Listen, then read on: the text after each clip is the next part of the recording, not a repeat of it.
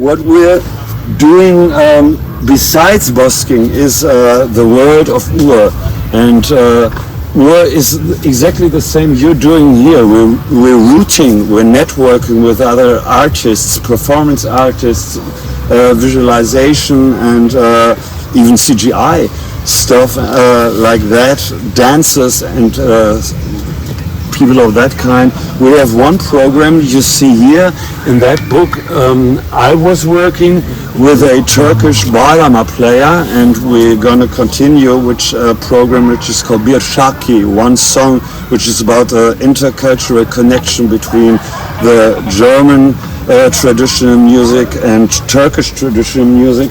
He uses the bağlama, and for me typical is using the Waldsitter. The Waldsitter is the most common instrument in Germany in about the beginning of the 20th century. It was so common that everyone has it. It was built for the Wandervogelbewegung, which is the German scout movement, and because that was democratic in a way, they were banned by Hitler. And Hitler forbid a typical German well-known instrument. In a way, he banned it, and afterward it was forgotten. Like the whole tradition in Germany was forgotten for a while. And the Waldsitter itself is, for a decade or so, was the only Waldsitter player in West Germany. It's unbelievable. In East Germany you have a small community, even Waldsitter builders. But in fact, it's like that when we play these traditional songs on the street with the Waldsitter and other instruments. Sometimes the left-wing people come to us and say, wow, don't play that Nazi stuff. And I say, no, this is in a way a revolutionary instrument, because it was banned by Hitler, and the songs we play are peasant songs and revolutionary songs from the 1848 revolution, where democracy should be invented, which they failed, or the November Revolution or anything like that.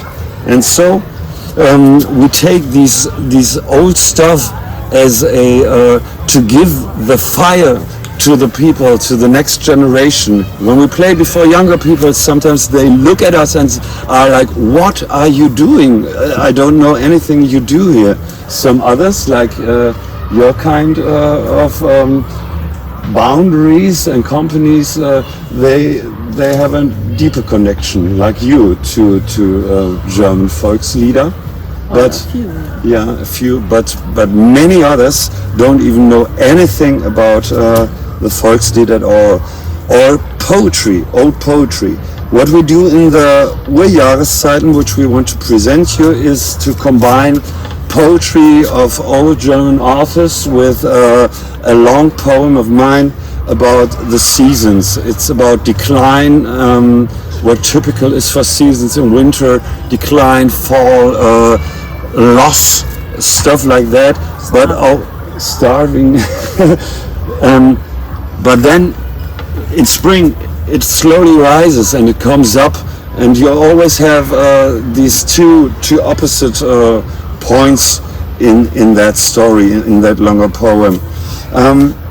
In the end, it's the story about a child. We start with the winter, and the child drowns in a mill sea, and nature is inhaling and stops breathing and is crying in a way about the death of this child under the ice in the mill sea.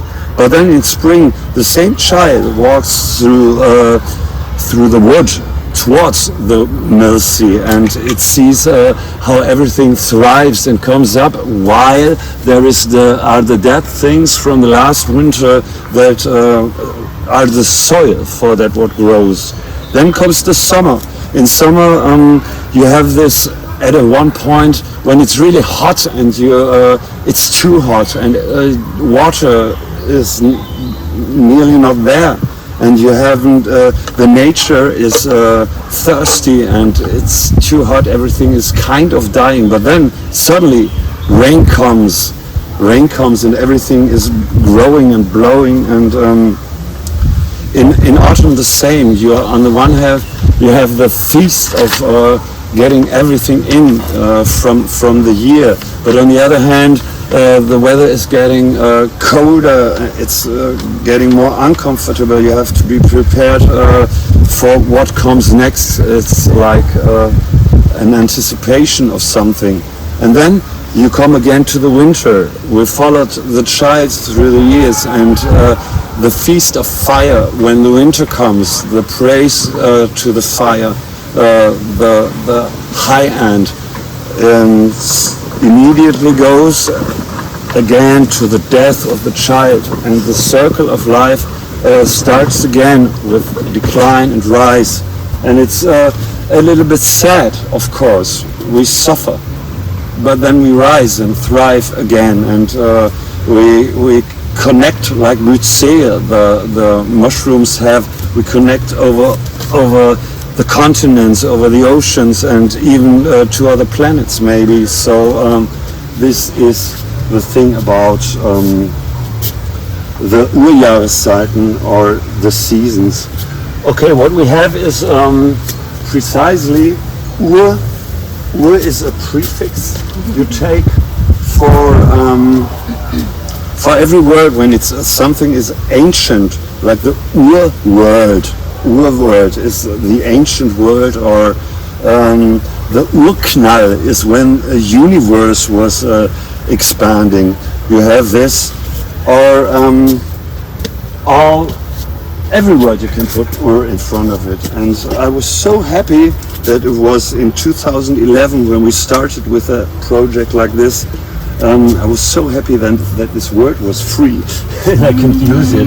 And now Ur is the main theme of what I am doing, and with a lot of people, Mandina is the essence in a way of it, because she's pure intuition.